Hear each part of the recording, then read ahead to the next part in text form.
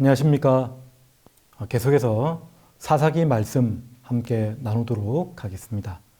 오늘 말씀의 제목은 여호와 앞에 완전하라 라는 제목으로 함께 말씀을 나누도록 하겠습니다. 지금 한 레위인이 계속해서 나타나고 있습니다. 이 레위인은 첩을 찾으러 베들레헴에 왔다가 장인의 지나친 환대를 받았습니다.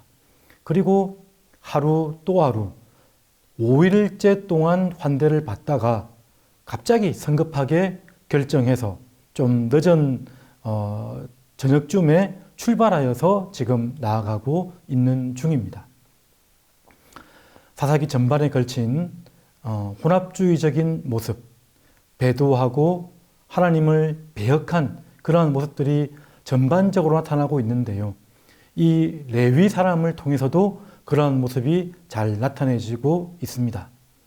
여호와의 이름은 말하면서 또 종교적 행위는 하는 것 같아 보이면서 실상은 뒤섞여 있는 자기의 욕심이 들어가 있고 이기적인 그런 모습들이 들어가져 있는 그런 상황들이 이 사사기 시대의 전형적인 신앙 상태라고 할 수가 있습니다. 오늘 본문에서도 이 레위 사람의 모습들은 나타납니다. 종이 지금 11절, 12절에 보면 여부서에서 그냥 유숙하자라고 지금 제안을 하고 있습니다. 이 레위인은 19장 3절에 보면 하인 한 사람과 나귀 2마리를 데리고 왔다라고 말하고 있습니다. 그러니까 다시 돌아올 때는 사람이 3명이죠. 그러니까 레위 사람, 첩, 하인, 나귀 2마리니까 한 명은 아마도 걸어서 갔을 겁니다. 하인이든지 아니면 첩이든지. 그러니까 걸어서 이제 베들레헴을 떠나서 올라갈 때는 얼마나 힘들었겠습니까? 그런데 이 레위 사람은 이방 땅이기 때문에 여부서에서 쉬지 말고 기브아나 라마로 가자. 어떤 생각이 듭니까? 그냥 이방인 땅이라고 부정한 사람들과는 함께하지 못하면서 진작 자신은 첩을 두는 그런 하나님 앞에 말씀을 지키지 않는 모습이 있습니다. 신앙의 많은 부분에서 어떤 부분은 내가 꼭 붙들고 있는 것이고 어떤 부분은 그냥 그렇게 하지도 않는 나한테는 적용할 수가 없는 그런 일들이 이 시대에 허다했다는 것입니다.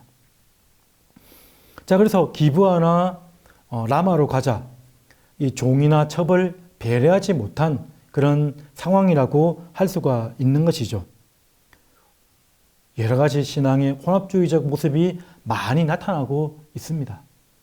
그리고 15절에 보십시오. 결국 지금 11절에도 해가 지려 하는지라 14절에도 결국 해가 졌습니다. 해가 지고 나서 15절에 기브아에 유숙하려고 가장 번화한 그 성문 넓은 거리에 앉아 있었습니다. 그런데 놀랍게도 같은 동족이었지만 아무도 그들을 환대하거나 맞아들이는 사람이 아무도 없었다라고 설명을 하고 있습니다. 그러니까 이 모습이 대표적인 이 이스라엘 백성들의 사사시대의 모습이라고 할 수가 있는 것이죠. 하나님은 너희들이 애굽 땅 종되었던 곳에서 나그네 되었기 때문에 너희들이 나그네나 소유된 자나 약자를 배려하라는 말씀을 곳곳에 우리에게 해주셨습니다. 근데 얼마 되지 않아서 사사시대에서 지금 이렇게 기브아 중심에 서 있어도 아무도 돌아보지 않는 무관심과 배려하지 않는 그런 모습으로 가득했다라고 설명을 하고 있습니다. 레위기 19장 33절에서 34절 말씀, 거류민이 너희의 땅에 거류하며 함께 있거든 너희는 그를 학대하지 말고 너희와 함께 있는 거류민을 너희 중에서 나은 자 같이 여기며 자기같이 사랑하라. 너희가 애굽 땅에서 거류민이 되었었느니라. 나는 너희의 하나님 여호와니라. 너희들도 나그네 되었었기 때문에 나그네 된 자들을 환대하고 섬기라라고 가르쳐 주었습니다. 그런데 기브아 땅, 동족의 땅에 아무런 맞이하는 사람 없이 이 레위 사람은 이방 땅이라고 해서 종의 제안을 그냥 묵살해버리고 자기 나름대로의 신앙의 편견이 있었다는 거죠. 우리가 전반적으로 볼 때 이 레위 사람은 아주 고집이 센 사람인 것 같습니다. 자기가 옳다고 생각하는 부분들, 자기의 자존심을 건드리는 부분들에는 아주 강하게 반응하고, 그런데 하나님이 지키라고 했던 모든 계명들은 중에서 일부는 소홀히 여기거나 경히 여기거나 무시해버리는 사람이 바로 이 레위 사람이었던 것입니다. 그리고 이스라엘 백성 역시 전 사회적으로 환대의 문화가 사라져 있는 그런 속에서 지금 신앙생활들이 종교 생활로 이렇게 둔갑되어져서 하나님 앞에 온전하지 못한 모습으로 있다는 것을 우리가 볼 수가 있는 것입니다. 자, 그리고 이제 16절부터 그 하반절에는 그래도 이 레위 사람들 레위인 일행을 환대했던 한 명이 나타납니다. 한 노인이 나타나는 거죠. 마치 베들레헴의 그 장인 노인이 이렇게 극진히 환대를 했던 것처럼 이 노인도 레위인을 맞아들입니다. 그런데 이 레위인을 맞아들인 노인은 바로 에브라임 사람, 그러니까 이 레위 사람과 같은 지파였던 것이죠. 그래서 이 기브아 땅에 나그네로 있던 경험이 있는 사람이기 때문에 더 이렇게 레위 사람 일행들을 맞아 들었던 것 같습니다.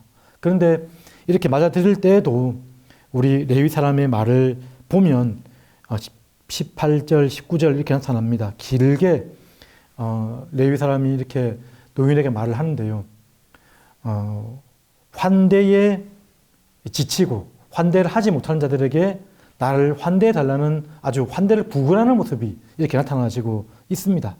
심지어 보면 18절에 보면 이제 여호와의 집으로 가는 중인데, 자기 집으로 가고 있는 중이잖아요. 근데 여호와의 집이라는 표현을 쓰면서 레위인의 그 종교적인 그런 언어, 하나님이라는 이름을 또 사용하면서 이 노인을 간접적인 압박을 하는 듯한 그런 모습이 있어 보인다는 것입니다. 근데 이 노인 역시 그렇습니다. 이 19장 전반에 걸쳐서 우리는 내팽개쳐져 있는, 무관심하고 학대되어져 있는, 소외되어져 있는 한 사람을 발견하게 되는데요. 바로 레위인의 첩이었습니다. 어제 본문 19장 앞절에는 그 아버지조차, 장인조차 그 레위인의 첩에게 의사를 묻는, 어떻다든지 이렇게 묻는 장면이 전혀 없고요. 그리고 이후에 나타난 장면에서도 그 여인은 그냥 소외되어져 있는 상태로 있는 모습이 그대로 나타나는 것을 우리가 보게 됩니다.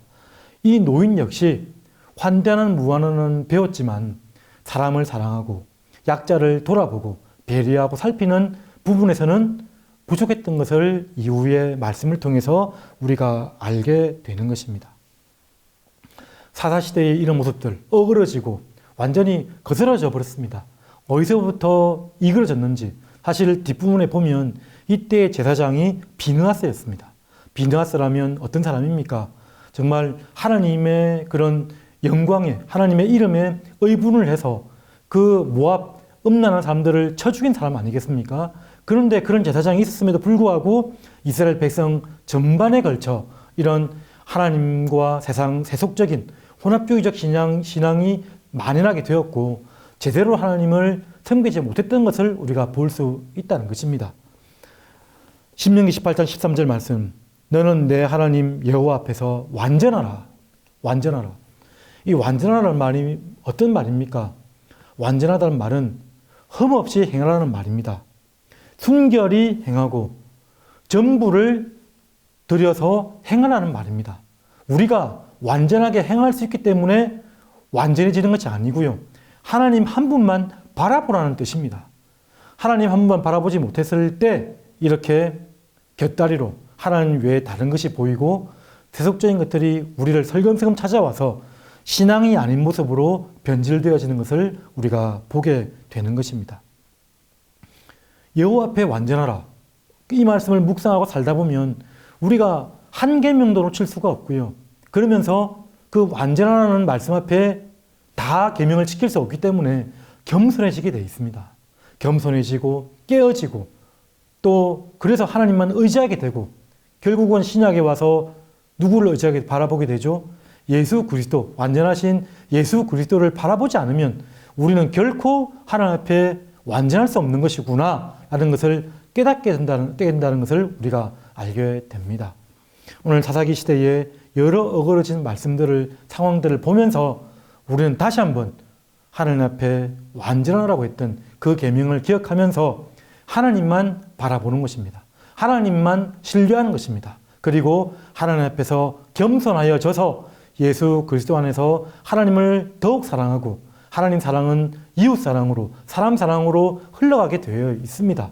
여호와 앞에 완전한 새벽 백성들이 되시기를 주님의 이름으로 축복드립니다.